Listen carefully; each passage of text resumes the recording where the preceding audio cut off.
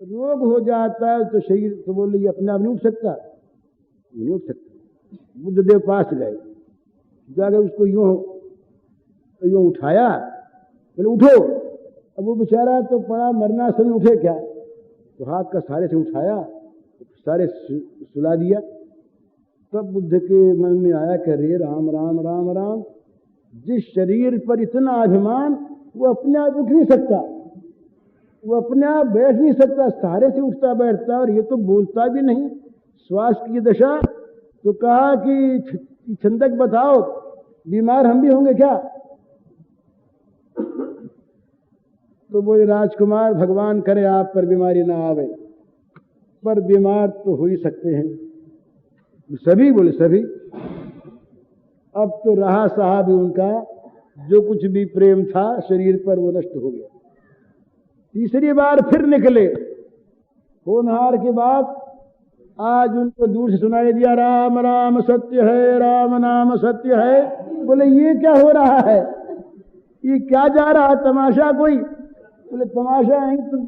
बोले ये एक चार आदमी इसको उठाए हुए हैं, और ये क्या बांध रखा है, किस चीज को बांध रखा है, कहाँ ले जा रहे हैं, और ये क्या बोल रहे हैं?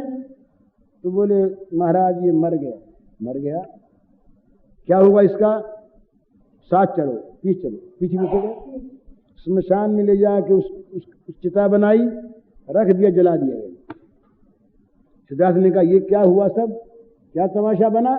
बोले महाराज ये मनुष्य मर गया था, उसको ले जा करके चिता पर जला दिया गया। तो जला दिया गया, दर्द नहीं हुआ? तो कहा मरने के बाद दर्द नहीं होता। तो बोले मरना क्या होता है? बोले सारी इंद्रियों की शक्तियां, प्राण शक्ति सब नष्ट हो गई, ये मुर्दा बिल्कुल हो गया, निष्प्राण हो गया, जला दिया गया। बोले हमको भी जला दिया गया ऐसे। अब छंदक ने कहा सरकार अब शकुन के बाद मैं कैसे मुंह से कहूं, लेकिन ये जो जन्मता है वो मरता है, ये सिद्धांत है। तब बुद्ध ने कहा कि बस हो गया, खत्म। एक बार फिर निकले तो बाबा राम सूरदास जी शरीर से कोई गेरुआ वाले मिले।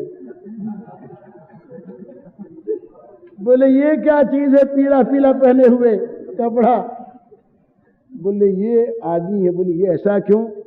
बोले ये इस दुख के मार्ग से निकलकर परम सुख के मार्ग में जाने का इसने व्रत ले लिया। तो बोले ये चीज बढ़िया है, अपने तो ये लेंगे। निश्चय करके घर में आ गए।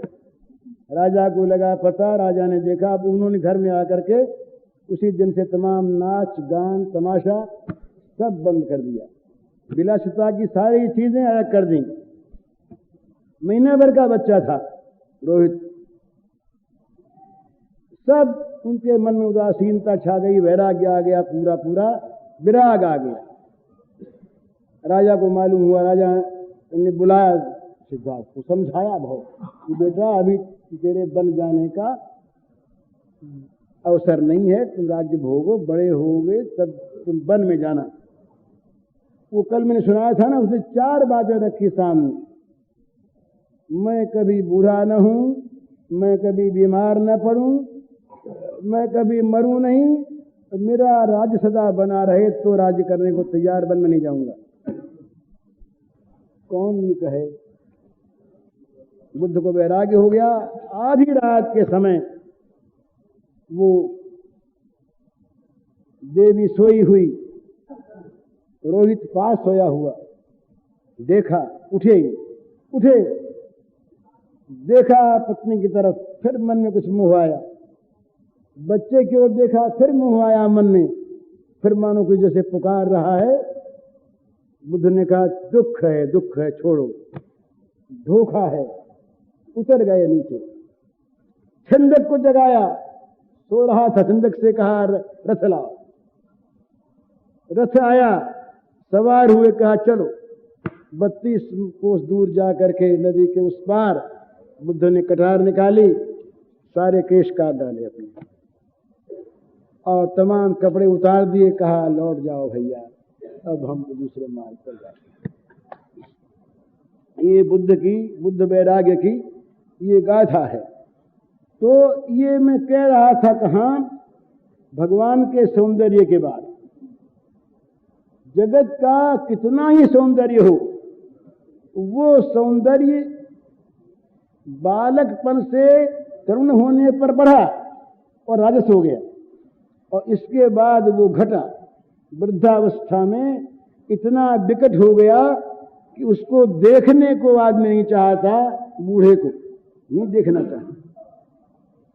लेकिन जो भगवान का सौंदर्य है वो कैसा है कि उनका शरीर जो है वो दिव्य है, पांच भौतिक नहीं है, सच्चिन्मय है और स्वेच्छाकृत है। इसलिए क्या है कि उसमें भी परिवर्तन तो होता है, वो अपरिवर्तनशील तो नहीं है, पर उसका परिवर्तन नित्य होता है वृद्धि में। आज जैसा सुंदर है कल उससे अधिक सुंदर,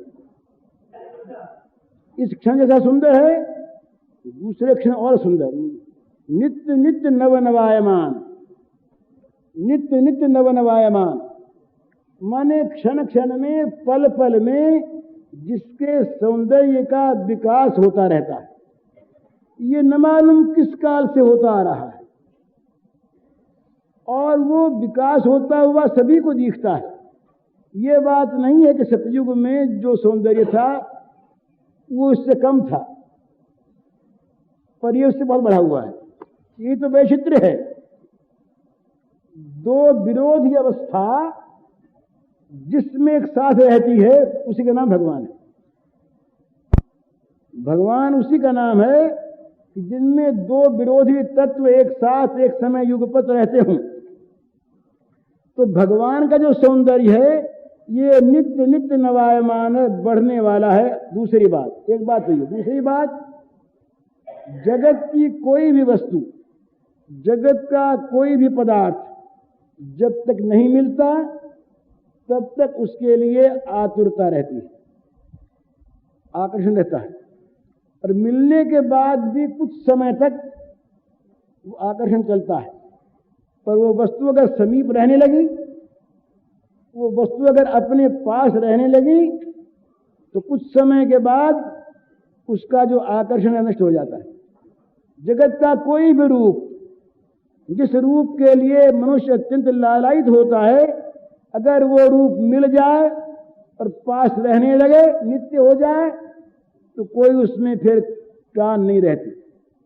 पर भगवान का रूप इस प्रकार का विलक्षण है कि वो क्षण क्षण में नया नया आकर्षण पैदा करता है। माने उससे कभी अरुचि नहीं होती, उसके देखने के लिए नित्य नित्य आंखें तरसा करती हैं।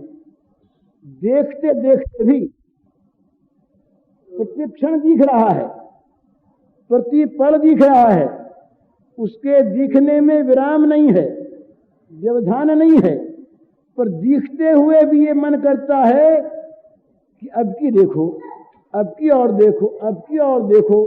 माने वो कभी पुराना कभी बासी होता ही नहीं। जितने संसार के पदार्थ हैं इन सब के रूप एक तो विकृत होते हैं, और विकृत नहीं जहां होते वहां बासित होने लगते हैं। बना है रूप वही, अभी बढ़ रहा है, तथापि अगर वो पास रहने लगा तो उसमें से आकर्षण खिंच जाएगा। जो आकर्षण होता है मिलने से पहले और जो आकर्षण होता है मिलने के काल में कुछ समय तक, वो आकर्षण उसके बाद नहीं रहता, पर भगवान के रूप में वो रहता है। तो दो बात, एक तो भगवान का रूप नित्य नवायमान है, दूसरा भगवान का जो रूप, भगवान के सौंदर्य का जो महत्व है, जादू है, वो ऐसा है, वो ऐसा है कि प्रतिक्षण खींचने वाला है, उससे कभी रुचि नहीं होती। तीसरी बात क्या है भगवान के रूप में कि वो जगत का रूप जो है ना, ये रूपा सत्य लोगों को मोहित करता है। जिन लोगों की रूप में आसक्ति नहीं है उनको जगत का रूप मोहित नहीं करता, पर भगवान का रूप ये बूढ़े बडेरे खंखरे हजार हजार 10,000 लाख लाख वर्ष की आयु वाले तपस्वी ऋषि,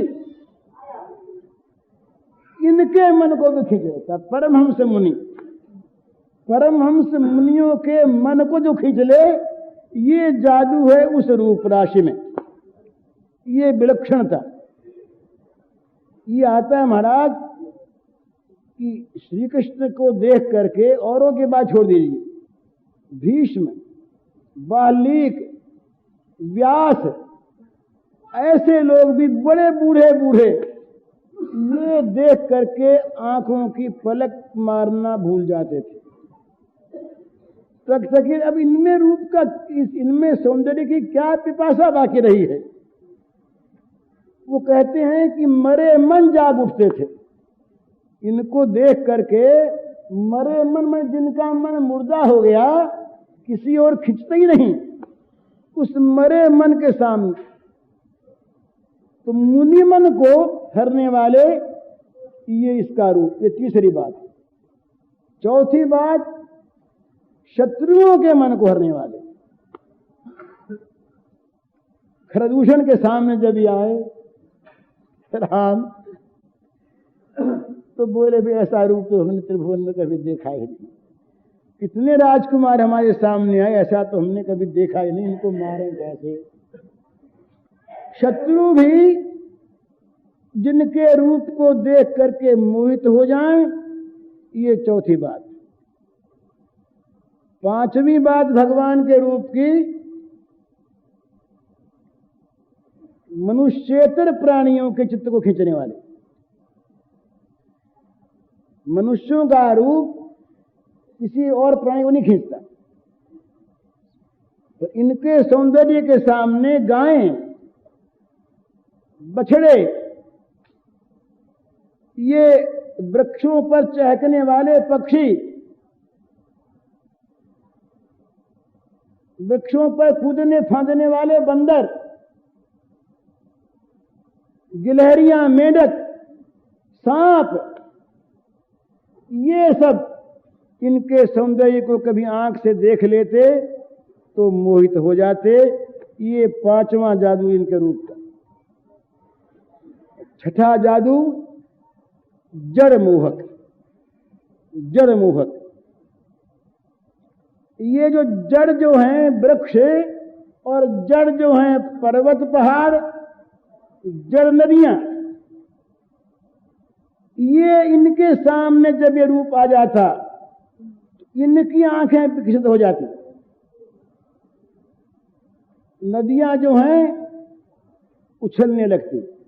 ये आया है ऊपर, भगवान का गाड़े पर हैं, जमुना जी बढ़ी, ऊपर आ गई, चरण धो करके लौट गई, देखती रह गई रूप को। धारा रुक गई, पत्थर से रस चूने लगा, पेड़ झुक झुक करके चरणों में आने लगे। ये जड़ की दृष्टि हुई। तो ये पांच बात भगवान के सौंदर्य में है। और छठी बात है, वो बड़ी आश्चर्य की बात है, वो अपने रूप पर आप आकर्षित हो जाते हैं। ये छठा जादू है। ये भगवान के सौंदर्य का छठा जादू है। दूसरों को तो सब आसक्त करते हैं, और ये अपने रूप पर आप आसक्त हो जाते हैं। ऐसा रूप तो भाई जगत में कहीं किसी का है नहीं है। तो ये कहते हैं, भाई एक बात है, मुंह पर आ गई, क्षमा कीजिएगा आप लोग। राधा क्या वस्तु है, राधा क्या तत्व है? उस तत्व का एक रूप बताता हूं। अपने रूप को इन्होंने एक दिन देख लिया। अब देखने वो देखा दर्पण में, देखा किसी और चीज में, वो दिखता नहीं, तो देखकर ये विमुग्ध हो, ओहो, तो सोचा कि ये कैसे दिखता रहे, और इस रूप का, इस सौंदर्य का मजा कैसे मिले, ये आनंद कैसे आवे। इस संकल्प को राधा बना दिया। राधा क्या वस्तु है कि श्री कृष्ण के रूपाकांक्षी, श्री कृष्ण का भिन्न विग्रह है, कुछ। श्री कृष्ण ने चाहा कि मेरे रूप सौंदर्य का सुख मैं ग्रहण करूं। अब अपने आप कैसे मिले, दूसरे को दिखा दे तो अपने को कैसे मिले, उसका आस्वादन स्वयं कैसे कर सकें। तो स्वयं ऐसा बनना चाहिए जो रूप को देख करके जिसका हृदय ऐसा हो जो रूप पर अपने आप को न्यौछावर कर सके। इसलिए नारी रूप की आवश्यकता हुई। तो स्वयं भगवान श्री कृष्ण, स्वयं नारायण, स्वयं कुछ भी उन्हें कहें, स्वयं परमात्मा। कौन से परमात्मा? ये पांचों प्रकार के गुणों से संपन्न रूप वाले भगवान। इनमें जब छठा विकास ये आया अपने रूप पर आप मोहित होने का, तो इस विकास ने राधा को उत्पन्न कर दिया। तो राधा के रूप में श्री कृष्ण ही स्वयं अपने सौंदर्य का रसास्वादन स्वयं करते रहते हैं। इसलिए राधा श्री कृष्ण से सर्वथा अभिन्न है। तो ये भगवान के सौंदर्य का एक जादू है कि ये जहां जहां कहीं किसी मनुष्य के, पशु पक्षी के, देवता मुनि के, जड़ लोगों के, जलचर और स्थलचरों के, किसी के भी अगर ये दृष्टि पथ में कभी आ गया तो उसके मन को इसने हरण किए बिना छोड़ा नहीं, और अंत में इतना जादू किया कि अपने मन को भी इसने हरण कर लिया। ये श्री कृष्ण के, भगवान के सौंदर्य का जादू, ये सौंदर्य का। तो ये कोई सौंदर्य का वर्णन नहीं हुआ है, वो तो वर्णन तो नहीं कर सकते उस चीज का, स्थूल चीज का जो हमने आंख से देखी है। इस पंखी का कोई कहे कि तुम वर्णन कर दो, फोटो उतारो वाणी से, नहीं उतर सकते। वाणी में वो शब्द ही नहीं है जिनसे इस पंखी के एक एक अवयव का पूरा पूरा चित्र खींच सके वाणी। आंख देखती है, अब यहां कुछ मैला है, यहां सफेद है, वाणी कहां खींचेगी? उस मैले में क्या अंतर है, सफेदी में क्या अंतर है, कितनी लंबाई चौड़ाई है, कैसा है? आंख ने देखा, आंख बता सकती है, वाणी नहीं बता सकती। गिरा अनयन नयन बिनु बानी। तो जब स्थूल रूप का वर्णन नहीं कर सकते हम, तो जो सौंदर्य राशि है, जिसके सौंदर्य का कभी कहीं पर किसी प्रकार का कोई अनुमान नहीं, जिसकी कोई तुलना नहीं, तुलना हो तो बताएं कि ऐसा है। जगत में कैसा रूप बताइए ना जो कभी बासी नहीं हो, जिसको देखने के लिए सदा चित्त लालायित रहे, जिसको देखकर विरक्तों का मन भी जाग उठे, जिसको देखकर देवता ऋषि मोहित हो जाएं, जिसको देखकर जड़ पशु पक्षी मोहित हो जाएं, जिसको देखकर जड़ वृक्ष पहाड़ ये मोहित हो जाएं, और जिसको देखकर स्वयं आप मोहित हो जाए। इस प्रकार का जगत में कौन सा रूप जिससे हम तुलना दें इसकी? तो अतुलनीय, अनुपम ये भगवान का दिव्य सौंदर्य है। इस दिव्य सौंदर्य की भावना करके, इस भावना के साथ आसक्ति करके, चित्त का अनुराग करके चलने वाला जो पुरुष है वो रागमार्गी है। ये रागमार्ग का एक निर्देशन है। दूसरा रागमार्ग का क्या है? राग कहते हैं चित्त के आसक्त होने को। ये भक्ति का भेद है। भक्ति में अनेकों भेद हैं, पर हमारे वैष्णवों ने दो भेद प्रधान माने हैं, एक वैधि और एक रागात्मिका। तो जिसमें विधि है, जिसमें किसी वस्तु को प्राप्त करने की आकांक्षा है, जिस भक्ति में डर है, जिस भक्ति में सम्मान है, जिस भक्ति में आकांक्षा है, ये सब याद रखने की बातें हैं।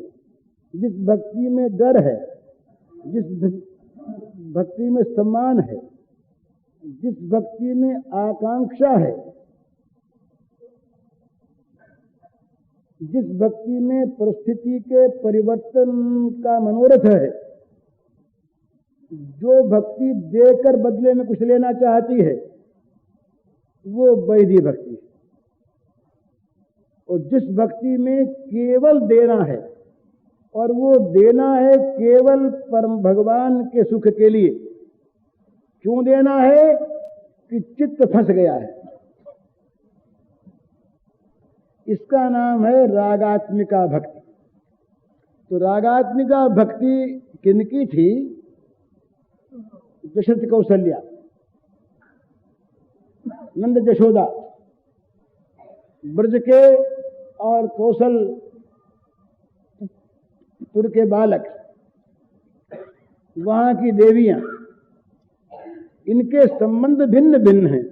किसी का वात्सल्य है, किसी का सख्य है, किसी का ये मधुर है, भावांतर है, पर ये सभी हैं रागात्मिका भक्ति वाले। इन रागात्मिका भक्ति वाले भक्तों की नकल करके, इनका अनुकरण करके संबंध जोड़कर जो भक्ति की जाती है, उसका नाम है रागानुगा।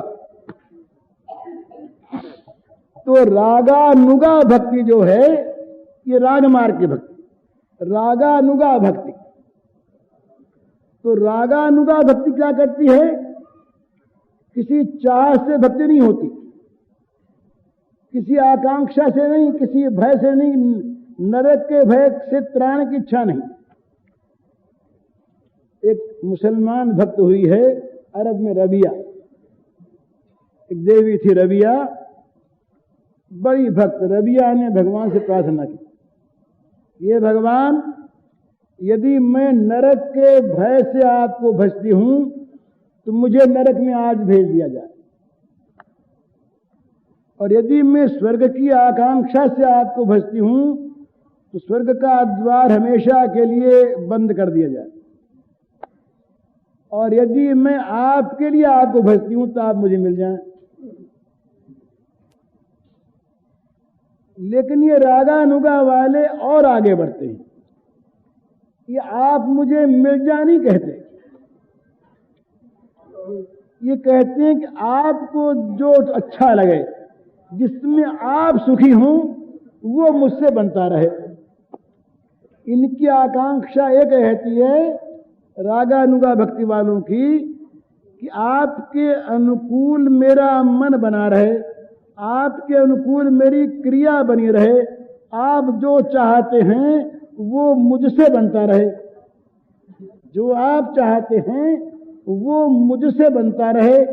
इस प्रकार की इनकी स्वाभाविक आकांक्षा रहती है, बिना किसी प्रकार की और भावना की।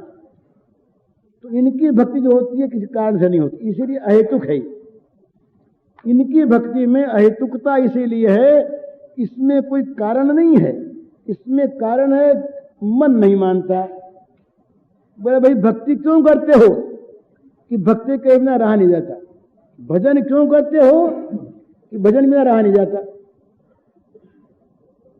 तो साधन सिद्धि राम पग नेहु, साधन भी राम पग नेहु और सिद्धि भी राम पग नेहु। भगवान के चरणारविंद का स्नेह प्रेम, बस यही साधन। क्यों करते हो? इसके लिए। और क्या करते हो? इसी को। और क्यों करते हो? रहा नहीं जाता, और कोई मतलब नहीं। जिसके लिए करते हो वही करते हो, और रहा नहीं जाता इसलिए करते हो। इस प्रकार की जो भक्ति है उसका नाम है राग मार्ग की भक्ति, रागात्मिका भक्ति।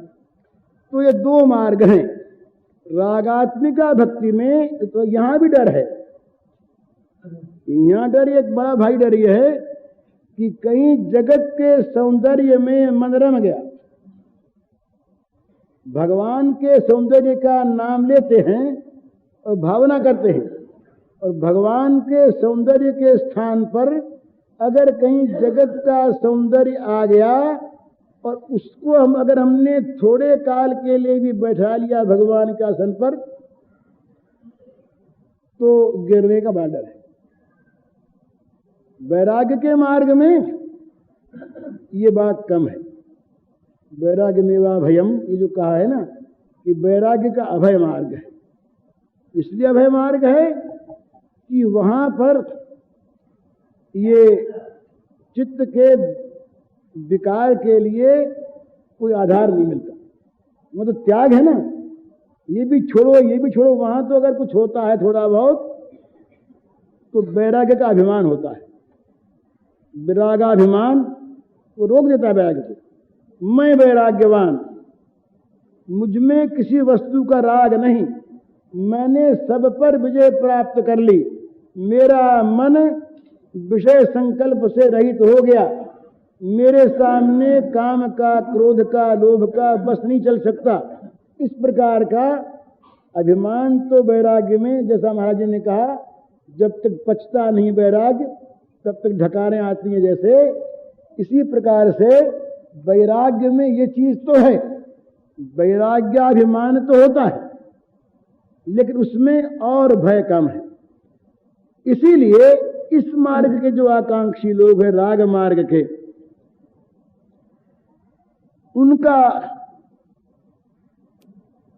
उनको बड़ा सावधान किया गया। राग मार्ग वाले जो हैं वो कहीं राग करते हुए इसी राग में फंसे रह गए, वहां भी डर है। नाम अगर वहां हो गया, हमारे यहाँ हम आक्षेप नहीं करते, एक संप्रदाय का नाम ही बैरागी है। हमारे पास पत्र आते हैं बहुत से, बोले हम बैराग लेंगे।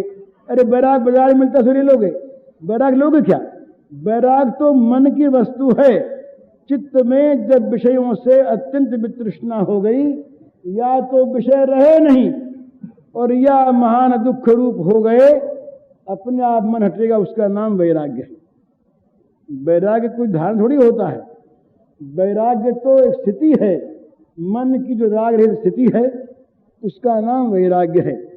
तो वहां भी ये डर तो है, परंतु राग के मार्ग में ये डर, इसलिए राग के मार्ग वालों ने ये बताया है, चैतन्य महाप्रभु ने ये बताया, उनका राग का मार्ग। तो उन्होंने कहा कि राग के मार्ग में विराग की पूरी सहायता है। तो उनके यहाँ बड़े कड़े नियम थे महाराज। ये रूप सनातन जीव गोस्वामी, ये जीवन इतने बड़े प्रकांड विद्वान, ये छत वाली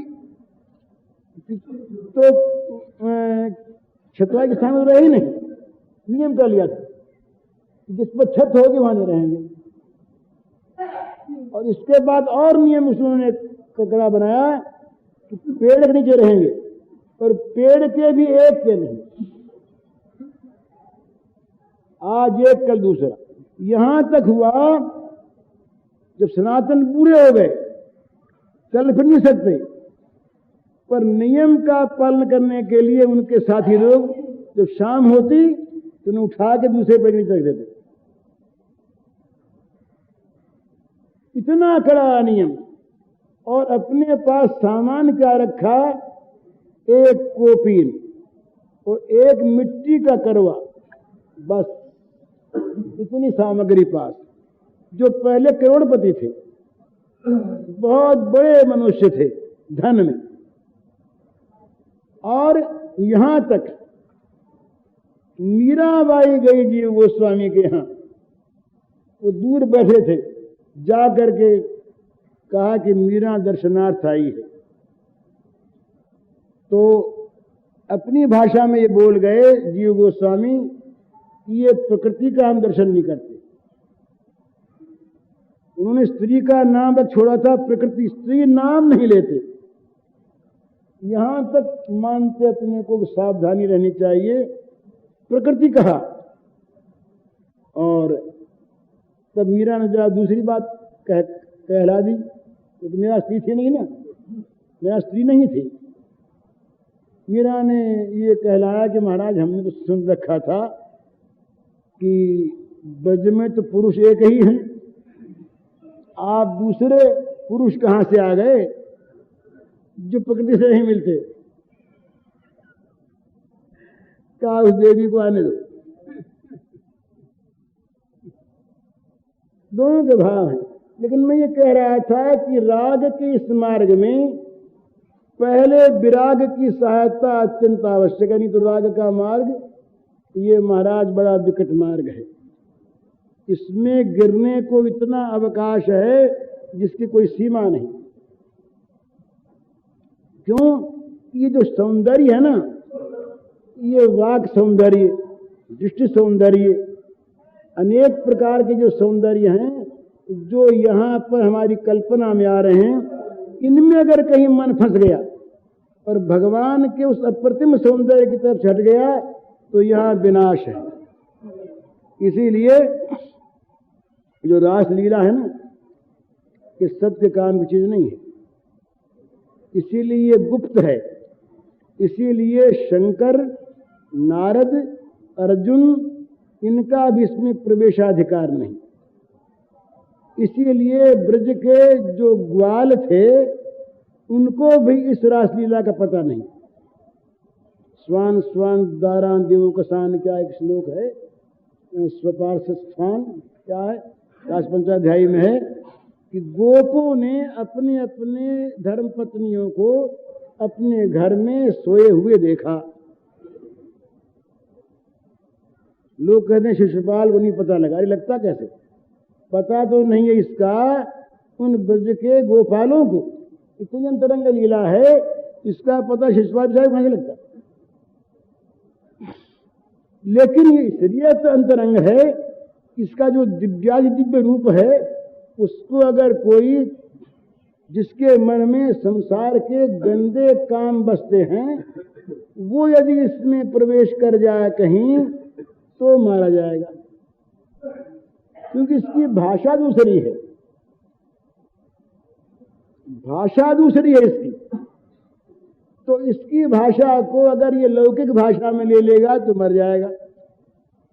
तो इक्षित ने लिया तो भगवान ने, सुखदेव जी महाराज ने कहा बस ठीक हो गया महाराज, खत्म मामला, इसके आगे और नहीं। तो ये राग का जो मार्ग है इसमें बहुत सुख है, बड़े आराम का है, पर गिरने का भय। इसलिए क्या कहे राग के मार्ग वाले, अधिक सावधान रह करके वैराग्य को साथ रखें। वैराग्य रहेगा अनुचर होकर, वैराग्य रहेगा अनुचर होकर उसका, पर अनुचर ऐसा हो कि जो हमेशा मालिक को बचाए रखे। जहां कहीं भी इस प्रकार की कोई भी स्थिति आने को हो, वहां विराग सामने आ जाए। बस चैतन्य महाप्रभु के जीवन में इस चीज को आप देखिए, इतना रास पंचाध्याय के एक एक श्लोक पर तो ना उठे। एक श्लोक कोई बोल दे श्रृंगार रास पंचाध्यायी का तो ये मूर्छित हो जाए। लेकिन इनके जीवन को देखिए, विष्णु प्रिया जी रोती रह गई। विकट वैराग्य, जीवन भर इन्होंने 18 साल तो इनके महाराज दिव्य भाव में, गंभीरा लीला में, पुरी में रोते बीते। 18 साल तक ये लगातार विरह और मिलन की दशा में रहे। अब मिल गए श्याम सुंदर, प्रसन्न हो गए, थोड़ी देर के बाद ही हट गए। धारा बही, यहां तक धारा बही, ऐसा वर्णन आता है, वो एक प्राचीन चित्र मिला है कि आंखों से धारा नहीं बहती थी, आंखों से आंसुओं के फव्वारे छूटते थे। यूं एक छोटा कुंड था, रोज भर जाता था। और जब ये उस विरह में रोते, संतप्त होते, तो इनके दुख को कोई देख नहीं सकता, कितना भयानक दुखी इनको देखते। कुछ देर में जब देखते कि आ गए श्याम सुंदर, जैसे कोई मिल रहे हो, यूं मिलते। 18 साल तक इनकी दशा रही। 18 वर्ष तक इस लीला में रहे, जगत संपर्क शून्य, किसी वस्तु से कोई लेन देन नहीं, कौन सजाता, कौन कहता, किस चीज, और इतने परम सुंदर थे ये, पहले कोई ठिकाना नहीं। भावावेश, समुद्र के तट पर गए, जा रहे थे, देखा समुद्र की नीलिमा को, याद आ गई नील सुंदर, और याद आ गई नील सुंदर को नहलाने वाली यमुना। कूद पड़े, यमुना में कूद गए, समुद्र में कूदे, यमुना के भरोसे कूद गए। हाहाकार मच गया, पता नहीं कहां गए। 2 दिन के बाद मछुओं के जाल में निकले, बाहर लाए मछली, देखा कोई बड़ी मछली मिली है, देखे तो महाप्रभु, कीर्तन आरंभ हुआ। यही उनकी दवा थी, जब मूर्छा होती तो भंग होती कीर्तन से। तो वहां कीर्तन किया गया, नाम गया कान में, धीरे धीरे शरीर में चेतना आई, उठ बैठे, पर जादू हो गया। जिन मछुओं ने निकाला उनको पकड़ करके, वे मछुए नाच उठे। उन मछुओं के अंदर प्रेम का प्रादुर्भाव हो गया, इनके स्पर्श मात्र से।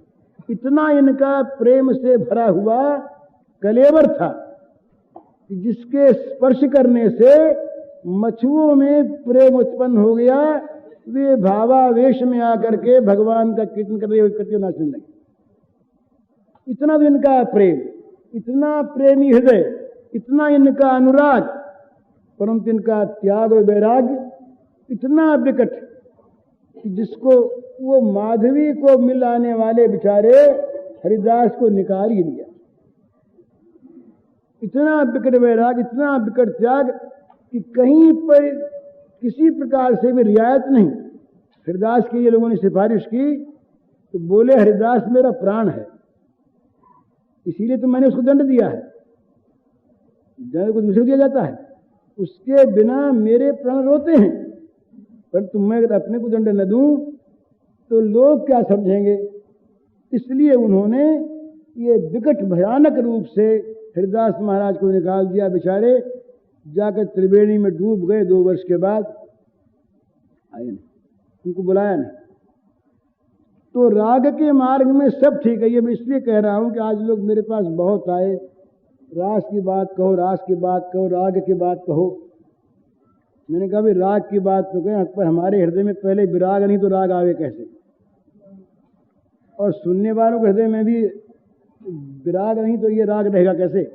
इस राग के रखने के लिए विराग चाहिए, नहीं तो क्या होगा कि उस राग के साथ ये राग कहीं मिल गया, उसको मिला दिया तो ये तो आवेगा नहीं, और उसी राग को ये राग मान लेंगे और मामला सारा गड़बड़ हो जाएगा। इसलिए ये बड़ी आवश्यक बात है, पहले इस रस की, इस प्रेम की, इसकी जो चर्चा करते हैं उन लोगों को सबसे पहले बड़ा सावधान हो जाना चाहिए। वैराग्य के मार्ग को अपनाने के लिए वैराग्य के मार्ग के रूप में नहीं। अब दूसरी, ये तो सावधानी की बात। अब बात यह है कि इसमें एक दूसरा भाव है, वो बड़ा सुंदर भाव है। वो भाव यह है कि इस राग के मार्ग में सबसे अधिक सुरक्षित मार्ग जो है, यद्यपि वो है कुछ निम्न श्रेणी का सुरक्षित मार्ग है, वो है दास मार्ग, दास रत। ये सबसे अधिक सुरक्षित है जो हनुमान जी महाराज की थी। मैं दास, मैं सेवक और भगवान मेरे स्वामी। और इससे आगे बढ़े तो एक बड़ी सुंदर पद्धति है वात्सल्य की। ये 2 सख्य भी जोखिम का है और मधुर तो अत्यंत जोखिम का है। मधुर के अधिकारी तो श्री ब्रजगोपियां ही हैं, औरों का होना बड़ा मुश्किल। तो ये जो 2 मार्ग हैं इनमें आपत्ति नहीं। ये राग का मार्ग है, सेवा का जो मार्ग है राग का मार्ग है, ये विराग का मार्ग नहीं है। यहाँ तो दिन भर सेवा करनी पड़ती है, दिन भर। एक बार की बात है, ये आपकी तो सुनी हुई बात है, नई बात नहीं है। ये सेवा में सबसे उत्तम उदाहरण माना जाता है श्री हनुमान जी का। तो एक बार क्या हुआ, ये भाइयों ने, सब भाइयों ने, सुग्रीव इत्यादि अंगद ने मिल करके सोचा, विनोद था कि ये हनुमान हरदम साथ रहता है, ये कभी छोड़ता नहीं राघवेंद्र को, तो कोई व्यवस्था ऐसी करें कि कुछ दिन इनको छुट्टी मिल जाए। तो भगवान से कहा सुनी की, तो भगवान ने कहा भी क्या करें, उसके बिना हमारा काम चलते नहीं। तो वो अच्छी बात, हम लोग कोई ऐसी व्यवस्था कर दें कि आपके सारे कामों को हम लोग संभाल लें। बहुत दिन हो गए उनको यहाँ रहते, कुछ दिन वो आराम करें, उनको छुट्टी दे दी जाए, घर चले जाएं। तो बोले अच्छी बात है, तुम व्यवस्था कर लो। तो उन्होंने जितनी सेवा के काम थे सबकी एक लंबी सूची बनाई और सबके सामने टाइम रखा, जैसे व्याख्यान टाइम होता है ना, इतना बजे तक टाइम लगा दिया और सबके आगे नाम रख दिए। बोले भाई देखना लेना कोई बचे नहीं, सब में सोच विचार करके 24 घंटे के पूरे पूरे काम रख दिए, छोटे मोटे सारे काम, और सबका समय रख दिया। समय नहीं बचा 1 मिनट, सब कामों के अलग अलग समय, और सबके सामने नाम रख दिया, हनुमान का नाम नहीं रखा। बोले महाराज जी हमने देखिए पूरी व्यवस्था कर दी, हनुमान जी को छुट्टी मिल जानी चाहिए, बहुत उन्होंने काम किया, कुछ दिन आराम कर लें, और सारा काम हमने सोच लिया है, सारी व्यवस्था हम कर लेंगे। ये सब लाओ देखें लिस्ट, कुछ देखिए सब में सब ठीक, नाम सब में ठीक। अरे बोले हनुमान जरा आना यहाँ पर। सरकार तुम भी जरा पर तो लो, कोई चीज छूट तो नहीं गई हो। हनुमान ने देखा, बोले सरकार सब तो ठीक है, एक चीज छूटी है और वो इस दास की जिम्मे रहे। हाँ बोले ठीक है, जो छूटी सो तुम्हारे जिम्मे। बोले महाराज आप जो हैं सरकार, ये कोई मामूली आदमी तो है नहीं, राजाधिराज हैं, सम्राटों के सम्राट हैं, तो सब कामों में सेवक रहते हैं। तो आपको जिस समय उबासी आवे, जम्हाई आवे, कोई सेवक सामने रहे, वो चुटकी बजा दिया करे। बोले भाई ये बात तो ठीक है, लिखो हनुमान का नाम इस काम में। अब कोई क्या बोलते, छूट गया था का हम तो याद किसी को आया नहीं। तो चुटकी बजाने का काम हनुमान के जिम्मे। तो लोगों ने पूछा महाराज समय कौन सा रखें। हनुमान जी महाराज आपके लिए कौन सा समय रखें। तो हनुमान जी बोले तो सरकार से पूछिए कब उबासी लेंगे। अरे हमें क्या पता कब का रखो, उबासी इनको आवेगी कि हमको आवेगी। कि सरकार से पूछो कि कब उबासी लेंगे, कब जम्हाई इनको आवेगी। तो बोले महाराज फिर कौन समय रखें। ये भी कुछ समय होता है, तो रात में आ जा, दिन में आ जा, सोने में आ जा, खाते समय आ जा, उठते समय आ जा, भागते समय। तब बोले ये लिखो जब उबासी आवे तब, तो समय लिख दिया कि जब जम्हाई आवे तब। बोले तब, बोले जब आवे तब। तो बोले फिर इसका अर्थ ये हुआ कि महाराज हमारी ये ड्यूटी रही कि हम दिन रात आपके मुंह की तरफ ताकते रहे। आंखों पर सोते हो तब भी आपके सामने रहें, और आप चलते हो तो आपके सामने सामने चलें। आप दरबार में बैठे हो तो हमारी कुर्सी सामने रहे। आप भोजन करते हो तो हम सामने बैठे रहें, एक क्षण भर के लिए भी विराम नहीं। तो अब समझा उन शासन ने कि ये देखो हम तो आए थे कहीं छुट्टी दिलाने, और ये तो आठों पर नियुक्त हो गए। हमारी तो सब ड्यूटी जो है वो तो दूसरे नंबर में रहेगी। कभी कभी कोई आवे, कोई 5 मिनट के लिए आवे, कोई 7 मिनट के लिए आवे, 10 मिनट के लिए आवे, अलग अलग काम करके अपना चला जाए। तो ये क्या चीज है, ये मजाक की बात नहीं है। जो सेवक होता है ना, जिसमें सेवा की सच्ची भावना होती है, ये दासरथी जो है, उसमें एक ही बात होती है कि मुझको अपने स्वामी की सेवा करने का अवसर अहर्निश मिलता रहे, जीवन भर मिलता रहे, अनंत जीवन मिलता रहे। उसमें दूसरी कोई आकांक्षा नहीं होती। तो ये जो सेवक होता है, ये सेवक क्या होता है, सेवक कौन है, जो निरंतर राग पूर्वक मालिक के अनुकूल कार्य करता है। राग पूर्वक इसलिए कि जिस सेवक में राग नहीं होगा, जो नियम का काम करेगा वो नियम का काम तो कर देगा, पर मालिक का कोई ऐसा काम जो नियम में नहीं है तो क्यों करेगा। पर अगर मन में राग है, ये मेरा स्वामी, स्वामी में अगर चित्त का राग है, स्वामी में अगर चित्त की आसक्ति है, अगर चित्त फंसा हुआ है तो वो समय नहीं देखेगा। हर समय हर एक काम में वो अपनी आवश्यकता मानेगा कि मैं न रहा तो, अभिमान है उसके। राग ये अभिमान पैदा करता है कि मैं न रहा तो कौन करेगा इस काम को, मेरे बिना कौन करेगा, ये मैं करूंगा। वो अपने स्वामी पर अपना हक मानता है। जो सच्चा सेवक होता है वो कहता नहीं, तो स्वामी का अपने हकदार मानता है। लक्ष्मण जी ऐसे हकदार मानते थे। अब तो लक्ष्मण जी महाराज जो है ना, हकदार मानते थे हमेशा हमारा हक। तो इसी प्रकार से ये जो सेवा का मार्ग है, जो दाशरथी है, ये राग मार्ग में ये बिना जोखिम की चीज तो ये है। क्या बजे हैं? ये राग मार्ग में जो दाशरथी है ये बिना जोखिम की चीज है, इसमें कहीं कोई जोखिम है नहीं। तो राग मार्ग में ये राग मार्ग जो दाशरथी है, इसमें एक बात जरूर है, इसमें मालिक की सेवा करने वाले सेवकत्व का तो अभिमान है, पर यह नहीं है कि मेरी शक्ति से मैं सेवा करता हूं। वो ये नहीं समझता कि मेरे पास ताकत है, मेरे पास सामग्री है, मेरे पास बुद्धि है, मेरे पास बल है, मेरी बुद्धि से, मेरे बलबूते पर, मेरी सामग्री से मैं सेवा करता हूं, ये अभिमान उसमें नहीं है।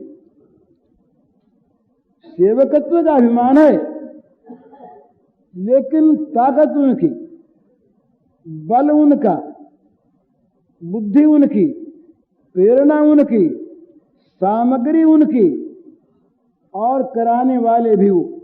जब हनुमान जी से कहा ये राम जो है ना, ये भगवान ऋणी होते फिरते हैं, जल्दी जल्दी ऋणी हो जाते हैं। तो भगवान ने कहा हनुमान से कि हनुमान देखो भाई, तुमने जो काम किया, आहा, इतना तुमने अद्भुत काम किया कि उसका बदला चुकाने के पास हमारे पास कुछ नहीं। सुन कपितो ही उऋण मैं नाही, कर विचार देखा मन माही। प्रत्युपकार करूं का तोरा, सन्मुख हुए न सकत मन मोरा। बहुत आगे बढ़ गए। कर्जदार अपने महाजन के सामने मुंह नहीं करता, सिर नहीं करता। इन्होंने कहा सिर की कौन सी बात है, सिर तो नीचा है ही। तुम्हारे सामने मन करने में भी सब कुछ होती है। तुम इतने हमारे महाजन बड़े हो, हम तुम्हारे इतने कर्जदार हैं। बोले भाई कर्जदार हैं तो कर्ज चुका दो ना सर। तो कहाँ चुका दें कैसे? कर विचार देखा मन माही। हमने सोचा अपने मन में क्या देख चुका मैं। तो तुम्हारे उपकार के बदले में हमारे पास कोई चीज हमको दिखी ही नहीं जिसको दे करके तुम्हारा ऋण चुका दें। भैया हम तो हमेशा कर्जदार रहेंगे।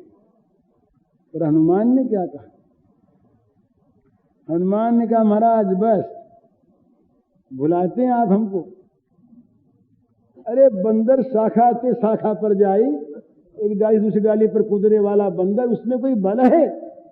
कि तो आपके बल से हमने लंका को जला दिया, आपके बल से हमने समुद्र को पार कर लिया, आपके बलबूते पर हमने अक्षय कुमार को मार दिया, आपके बलबूते पर रावण की सभा में हमने विजय प्राप्त कर ली। और आपके बलबूते पर खबर लेकर हम लौट जाए, नहीं तो समुद्र लांघना मुश्किल था। तो हनुमान भी सच्ची कहते, राम का स्वभाव है ये ऋणी होना। और हनुमान अपनी स्थिति बताते हैं, अगर कभी कभी सेवक के अंदर अपने बल का अभिमान आ गया कि मैंने अपने बल से, अपने बलबूते पर, अपनी शक्ति पर, अपनी बुद्धि पर हमने मालिक की सेवा की, तो भगवान तो जरा वहां पर हंस तो देते हैं,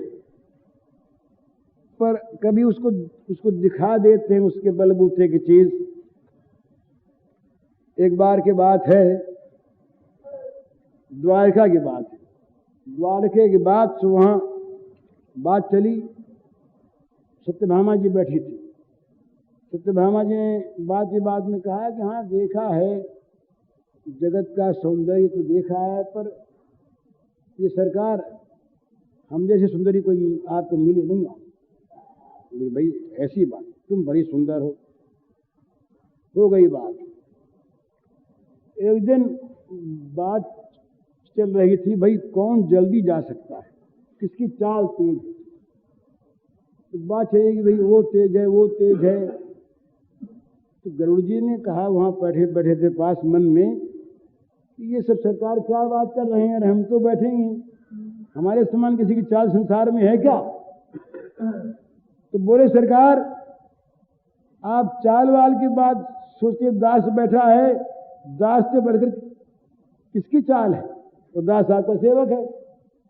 वो ठीक गरुड़ जी, आप में तो बड़ा बल है महाराज, बड़ा बल है। फिर चलिए एक दिन बात, तो बोले भाई संसार को सबसे शीघ्र अपने वश में कौन कर सकता है। तो हाथ में था चक्र, वहां रखे थे चक्र भगवान। वो बोले कि महाराज ये हम हमारे बैठे सोचेंगे कि सारे जगत को वश में कर ले हम अभी से, कौन बात है। भगवान ने कहा हाँ तुम तो ऐसे ही हो भैया। एक दिन बात चली सबके मन में बात पैदा कर दी। तो भैया पहले बोले भाई हनुमान को बुलाना है, तो एक काम है। तो बोले हनुमान आवे, तो हनुमान तो बिना राम के बातचीत करेगा नहीं, हनुमान के लिए राम चाहिए। तो श्री कृष्ण बोले कि राम तो हम बन जाएंगे, राम तो हम बन जाएंगे, पर सीता कौन बने। हाँ? तो सत्यभामा जी आप बनो सीता। सत्यभामा जी ने कहा हाँ सीता बन जाएंगे, कौन सी बात। तो बोले अच्छी बात है, हम तो राम सीता बन जाते। तो चक्र भगवान से कहा कि आप एक काम करो, आप दरवाजे पे बैठे रहो, समझे, किसी को आने मत देना। बोले ठीक, नहीं आने देंगे। गरुड़ जी से कहा कि गरुड़ जी आप जाइए गंधमादन पर, और हनुमान से कहिए कि भगवान राघवेंद्र ने आपको बुलाया। राघवेंद्र कहिएगा, नहीं तो आवेगा नहीं, उसको कृष्ण की क्या परवाह है, आवेगा नहीं वो। तो अच्छी बात है। तो ये साहब गए, गरुड़ जी गए, गंधमादन पर गए, तो ये भगवान राम की अर्चना कर रहे थे। संदेश सुनाया तो बोले अच्छी बात है गरुड़ जी महाराज आप चलिए, और मैं आया। गरुड़ जी ने कहा कि क्या चलिए कहते हैं, मैं ले चलूं आपको, जल्दी बुलाया, ले साथ चलिए, बैठ गए यहाँ पर। बोले आप चलिए तो महाराज आया मैं। बोले दिन लग जाएंगे आपको कहीं, क्या आया आपके पांख थोड़ी है, हमारे तो पांख है। तो न सही पांख, तो सरकार माफ कर देंगे, आप चलो। तो गरुड़ जी पूरे बेग से चले। बोले ये हनुमान बहुत बोलता है, पहुंचेगा कई दिन के बाद, कह देंगे सरकार से कि वो आया नहीं। गरुड़ जी तो चलते ही रहे, और हनुमान जी पहले पहुंच गए। जब हनुमान जी पहुंचे वहां पर दरवाजे पर ये चक्र महाराज बड़े सुदर्शन जी दाएं गंदे बैठा था, सरकार ने रोका है। तो वो बोले कि राघवेंद्र के दरबार में हनुमान की विरोध हुई नहीं आज तक, तो तुम नई बात कर, तुम कौन आगे बढ़े यहां पर। राघवेंद्र के दरबार में हनुमान हमेशा खुला दरवाजा, रात में जा दिन में जा, जहां जाए अंतपुर में जा। कौन तुम? बोले हम चक्र हैं। नहीं माना, उठा के चक्र को दबा दिया। चलो अंदर गए, राम को देखा, प्रणाम किया, सीता को देखते रह गए। भगवान बोले कि प्रणाम करो ना। बोले महाराज ये तो कुछ चुड़ैल बैठी है, ये कैसे आ गई आपके बगल में?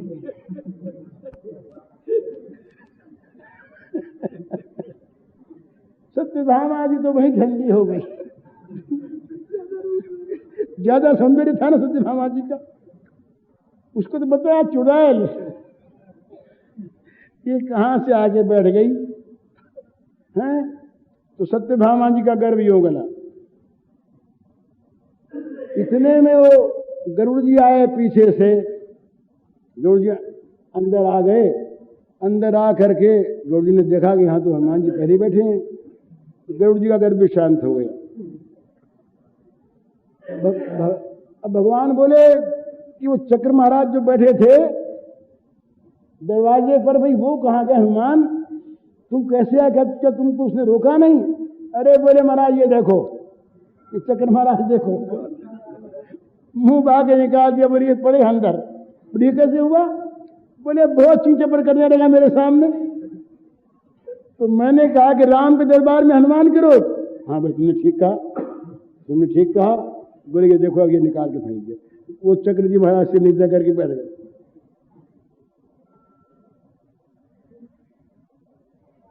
तो इस प्रकार से ये जब कहीं अपने बल का अभिमान होता है दास में, ये मैं कह रहा था ये कि सेवक में सेवकत्व का अभिमान तो है, पर मेरी बुद्धि से, मेरे बल से, मेरी शक्ति से और मेरी सामग्री से मैं सेवा करता हूं भगवान की, ये अभिमान नहीं होता। ये होता है कहीं पर तो ये गति होती है। इस प्रकार से दिखा देते हैं कि तुम मेरे बल पर काम कर रहे थे। एक बार बल आ गया इन पर।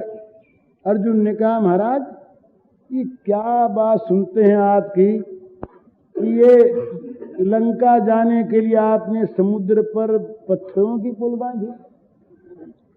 उस समय बाण विद्या का विकास नहीं हुआ था मालूम होता। भगवान ने कहा रे वो बड़े जबरदस्त राक्षस थे, बाण टूट जाते तब। अरे बोले क्या टूट जाते, हम बांधते। बांधो भाई। इन्होंने बाणों का पुल बांधा और हनुमान जी से कहा कि देख लो, और बंदर नहीं। हनुमान जी निकलने लगे तो चूर चूर हो गया। भगवान ने देखा कि अर्जुन की तो बात जाएगी, तो भगवान नीचे उसके आ गए तो लहू निकल गया, तो जल लाल हो गया। तो अर्जुन ने देखा कि महाराज ये लाल कैसे हो गया? अरे बोले देखो तो सही हमारी पीठ। ठीक क्या हो गया महाराज, आपके घाव कैसे हो गया? अरे वो पुल तो टूट आ गई तुम्हारी हनुमान के एक से जाने से। हमने देखा कि अर्जुन की बदनामी हो जाएगी, हनुमान गिर पड़ेगा, तो हमने पीठ दे दी अपनी, तो छिल गई हमारी पीठ। अब बताओ तुम, ये एक बंदर था और वहां तो 56 कोटि तो यूथक बंदर थे। हनुमान से दिखे कितने बंदर थे। अर्जुन जी का भी यहाँ शांत हुआ। बोले ठीक है महाराज। तो जहां भी ये सेवक जो हैं ये अपने बल की बात कहते हैं, वहां तो बस भगवान देखते हैं अभी जरा सा ठीक मार्ग पर नहीं रहा तो, और नहीं तो सेवक का जो धर्म है वो यही है कि स्वामी की निर्बाध सेवा करना, निरंतर सेवा करना, आठों पहर सेवा करना, और सेवा में अपना बल मानना नहीं, अपनी बुद्धि मानना नहीं, अपनी सामग्री मानना नहीं। स्वामी की वस्तु, स्वामी की प्रेरणा, स्वामी का बल, स्वामी की बुद्धि। मैं तुच्छ सेवक और मुझे सेवा का हक दे दिया भगवान ने, ये कभी नहीं छोड़ूंगा, नहीं छोड़। तो सेवा को नहीं छोड़ता, ये है सेवक का धर्म। दासरथी, इसमें राग न हो तो वो सेवा अष्टप्रहरी नहीं होती। अष्टप्रहरी सेवा होती है ये वैष्णवों के यहाँ, अष्टप्रहरी सेवा। अष्टयाम, तो अष्टयाम में जो करते हैं ना, ये बड़ा सुंदर करते हैं, पर याम याम के अलग अलग करते हैं। और उनका मतलब यह है कि 8 याम ही चलती रहे, विराम बीच में हो ही नहीं। अरे जिस समय सोए उसमें पंखे चलते रहे। सेवा में कभी विराम यदि हो गया तो सेवा भग्न हो गई। तो ये भक्त लोग जो हैं, इनके लिए भगवान हमेशा काम रखते हैं कि जिसमें 8 पर इनको सेवा करने का अवसर मिलता रहे, और ये उसी में इनको सुख मिलता। कहीं सेवा से वंचित हुए क्षण भर के लिए तो बड़े दुखी हो जाते हैं। तो ये जो दासरथी है, ये दासरथी बड़ी बेजोखिम की चीज है। इसमें मालिक का सहारा, मालिक का बल, उनके बल बूते पर सब करें। बोले किसके बल पर करते हो? बोले राम के बल पर, बस शांत हो गए। उस दिन आप सुना रहे थे ना, मैंने सुना नीचे से, लक्ष्मण जी महाराज बड़े बढ़ बढ़ कर बोले, बढ़ बढ़ के बहुत बोल गए। बात ठीक थी, उनका बड़ा प्रेम था, रामानुराग था, कहा नहीं गया जनक का वचन, वीर विहीन मनी मही में जानी। तो ये जनक की वाणी उन्हें बड़ी असह्य हो गई।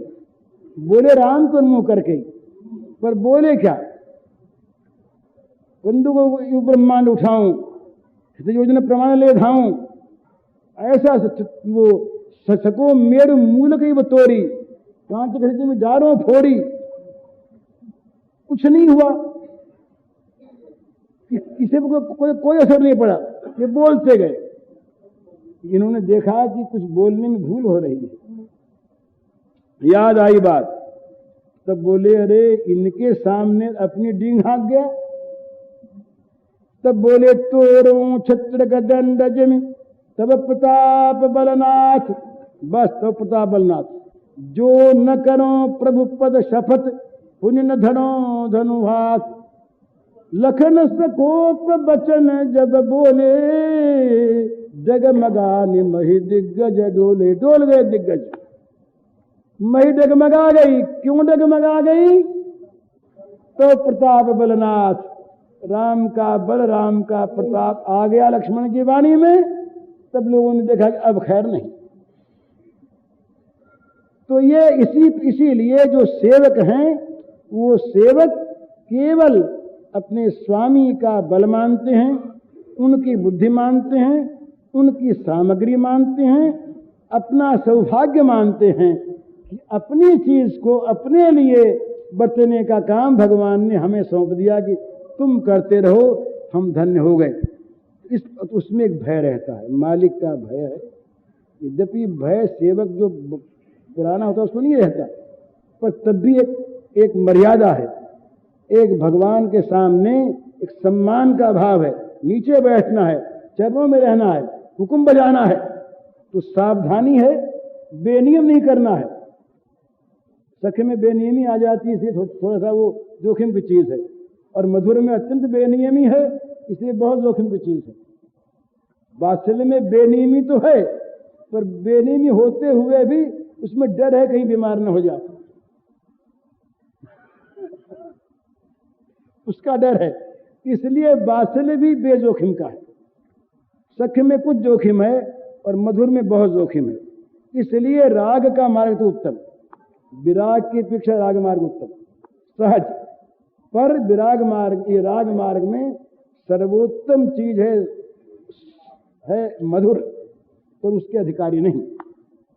इसलिए सर्व सुलभ, सबके लिए सरल, और अवश्य अवश्य भगवान की कृपा प्राप्त कराने वाली रति, वो दास्य रति है, वो सेवक रति है, वो दास्य भाव है, और ये रागानुगा भक्ति है। भगवान हमारे स्वामी, हम उनके सेवक, वो हमारे मालिक, हम उनके दास।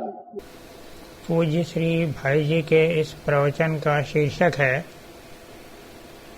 राग का मार्ग सुगम है, परंतु गिरने से बचने के लिए वैराग्य को अनुचर के रूप में साथ रखिए, और इसका कैसेट संख्या है 230।